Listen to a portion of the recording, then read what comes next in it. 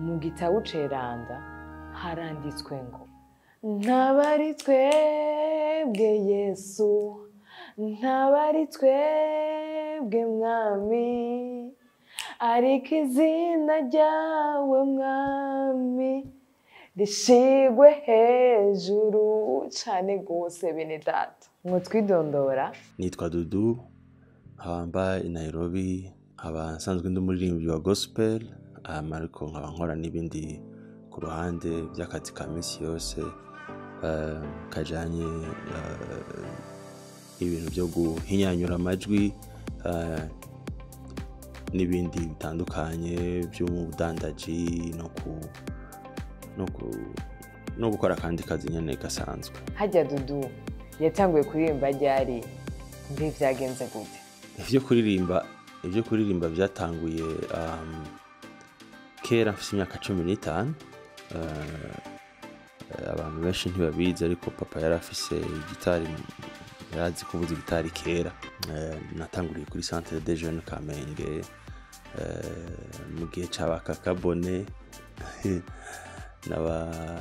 n'abamani. Hanyuma mu nyuma yaho nza kwakira Yesu umwami n'umukiza wanje canumva no hindura. Wotubwira indirimbo ya mbere ya mbere yakumenyekanishije cyane gose? Natanguye kuririmbira mu ishengero. Twandika indirimbo nyinshi hanyuma dusohora album ya mbere bwa mbere yarimwe indirimbo nkaza dufise inshuti ndamwizigiye ntabari twebwe ibintu nk'ibyo. Rero disohokera rimwe mugabo yagiye kumenyekana mu nyuma kurusha izindi yari ntabari twebwe.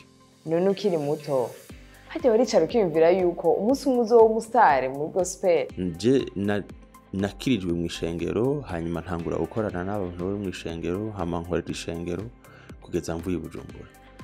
Ingene vyagiye kuba ko ndi umu artiste wa gospel rurangiranwa azwi nanje afite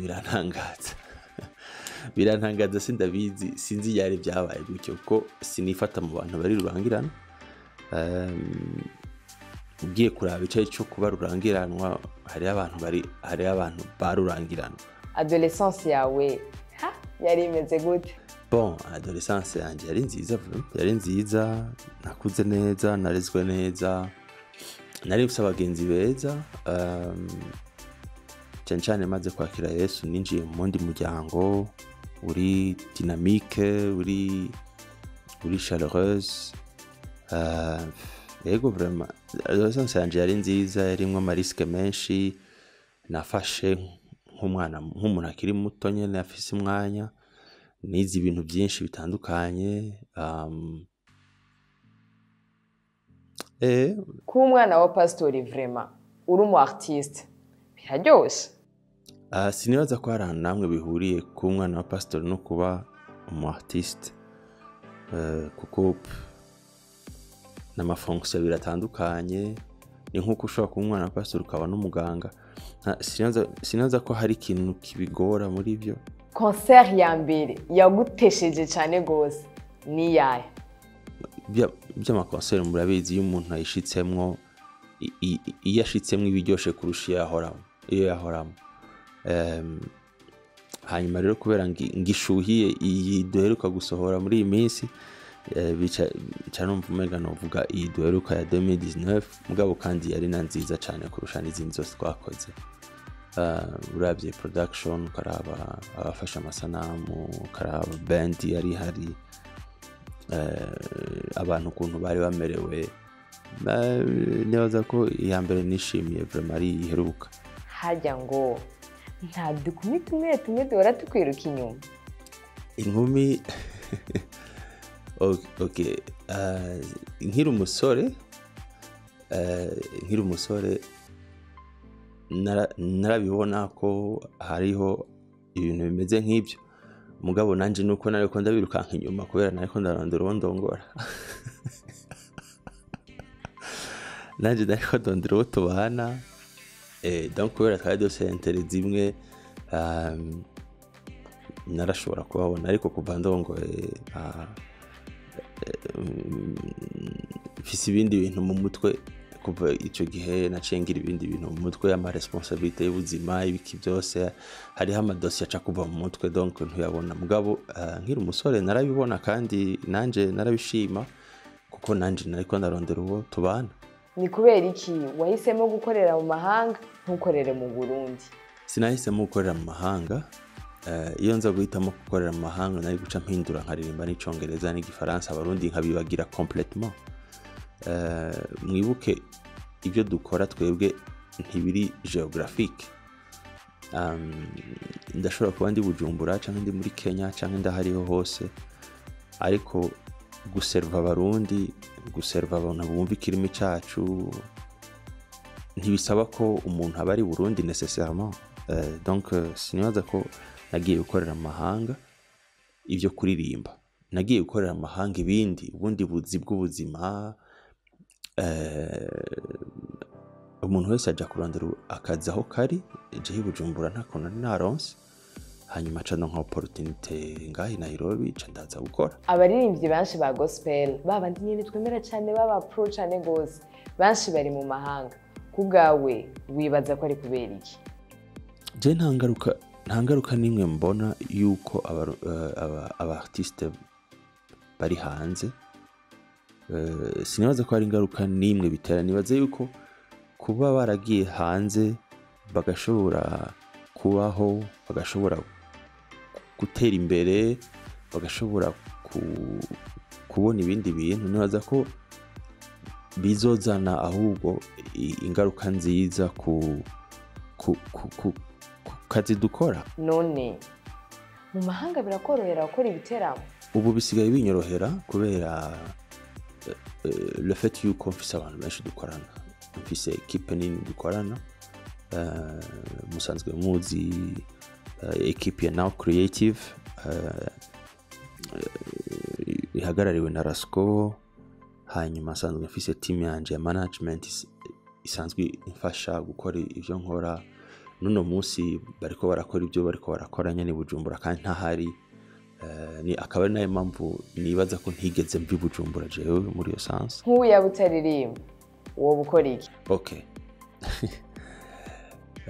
Umwuga reka ndababwire, kuririmba gospel kuri jewe si umwuga.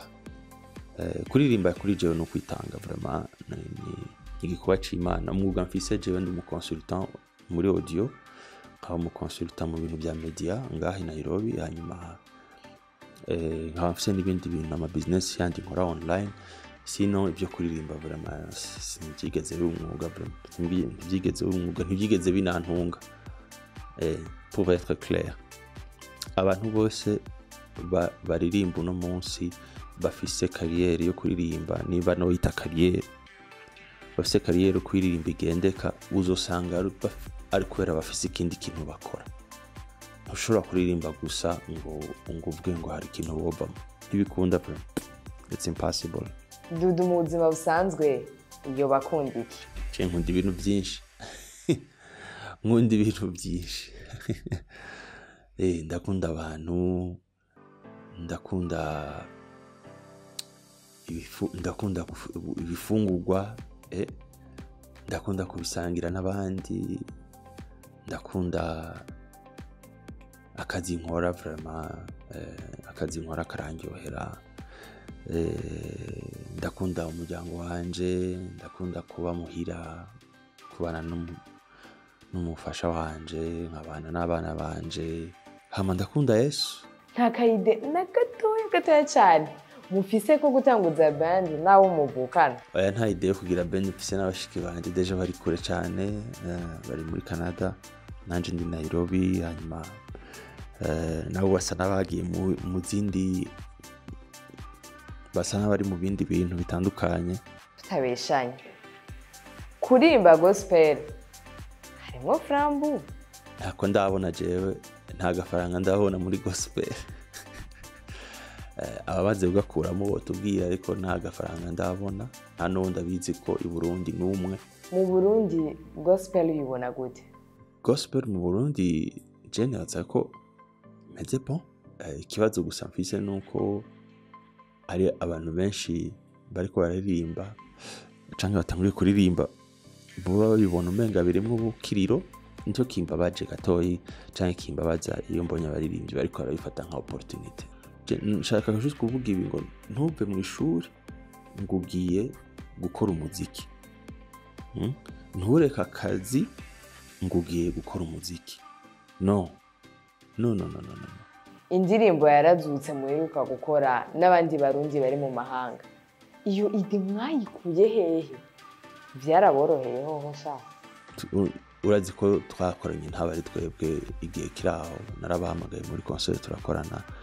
Hanyuma rero la fois passée turiko turabiganira, turafise groupe turimwo turiko turabiganira twumva twosubira gukora iyindi, hamaca turayikora kubera hagati yacu turafise ama studio, donc ntivyari bigoye vraiment, gusa byafashe akanya kanini kubera tutari kumwe, ariko ntivyari bigoye. Hama kandi yari iryoshe vraiment, byari biryoshe ko dusubira kubonana kuvugana, naho yari online. Ama-challenge y'indirimbo zawe ni mashi cyane. Niyahe waravye imwe irakuryohera gusumba izindi zose? Igiherega ntavyo mbona. Je nta challenge mbona bahora bagira.